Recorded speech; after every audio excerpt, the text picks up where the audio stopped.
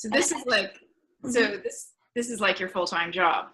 Yeah, pretty much. This and this time of the year anyway. It's seasonal work, so Uh-huh. yeah, it really, I mean, it's pretty slow up until February. February it starts to pick up. March is insane. March has got to be one of the craziest. I probably put close to 60 hours in a week Wow. when it's March. But I don't do anything else for the rest of the year. I just write. so it's my, this is my good deed, and I feel good about me, and then I'm good. So Yeah. Whatever gave you the idea to put this thing together? it was actually my memoir.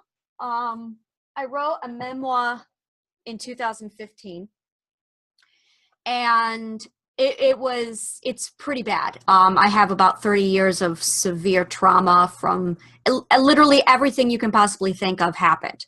Animal abuse, torture, rapes, pedophilia. It was a nightmare. And I'm like 37 now. So at the end of all of this, 2015, I had a mental breakdown, and I decided to get answers. I would write my memoir. And I was so determined to distract myself that I put together CyCon as a distraction. It was just supposed to be a coping mechanism for my traumas, just something that I didn't have to think about it. And I made it big because I needed to get away from it. And it actually turned out very popular. So I brought it back the following year, and it just authors are loving it. So it just comes back every year. That's cool. That's very cool. And were you already writing your fantasy novels before you wrote your memoir? Yep, I was just getting ready to release Dollar and Shadow. I think that had released February or March of 2015. And I was dealing with promotions and putting together a lot of book promos, and I was starting to work on one for Dollar when I was just in my personal life. I was railroading. It was really bad. And that's when I sat down and said, I'm going to just write. And I wrote an article, and I posted it on my blog, and I went, okay, that is so not satisfactory. Let me try again. So I posted another article, and by the end of that second article, I went, this is a lot more than just article writing. So I decided to take on an interviewer stance of the interviewer talks to me, I talk to the interviewer, and I exchanged roles, and I just started telling my life. And it turned into a 2-week, I wrote 90,000 words. Wow. And when I was done, about a week later, I was rushed to the emergency room and evaluated. I was placed into therapy, put on medication. This all went down April 2nd. April 6th was CyCon. So yeah, it was, I'm better now. Much better now. But yeah. Inducing stress in your life. Yeah. My therapist is not happy with me about it. She's like, you're supposed to be reducing stress. And it really does a lot, because it brings me out. I was a shut-in at that point, and it does a lot to get me to mingle. It's forcing me to converse with people, to relate. And it's really like, there's a lot of therapeutic stuff happening on my end of it. But it's funny because to me, it's just one big mental medicinal event. And for everybody else, it's something else. And it's just, to me, it's something completely different. It's really funny.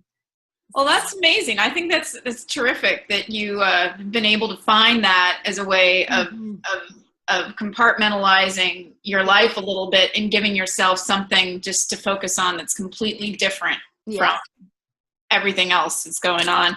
I have another writer friend of mine has a similar memoir that she's written, but she hasn't found a publisher yet. She doesn't want to self-publish it, but it's a similar topic about just like lifelong abuse and trying to overcome that and move past it and find a healthy way of dealing with the world and relationships and so on and so forth. So yeah.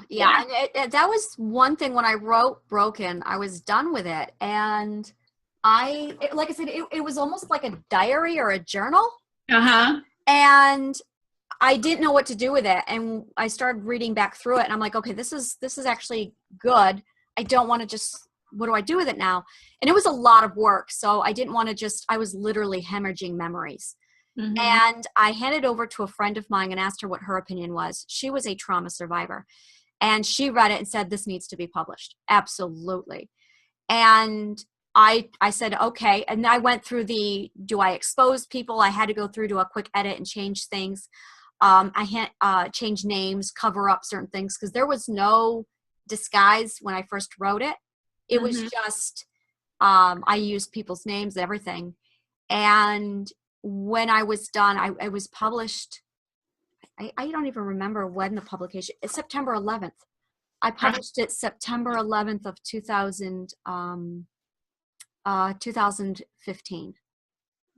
So, which is, I'm from New York, so there's like a lot of other things happening there. Yeah. It was a perfect. I chose the date very deliberately. It was a very monumental moment for me. So, yeah. Wow. There was no, I absolutely understand your friend when you write the memo and you're like, do I publish it? Do I trad publish this? What do I do with it? Yeah. And it's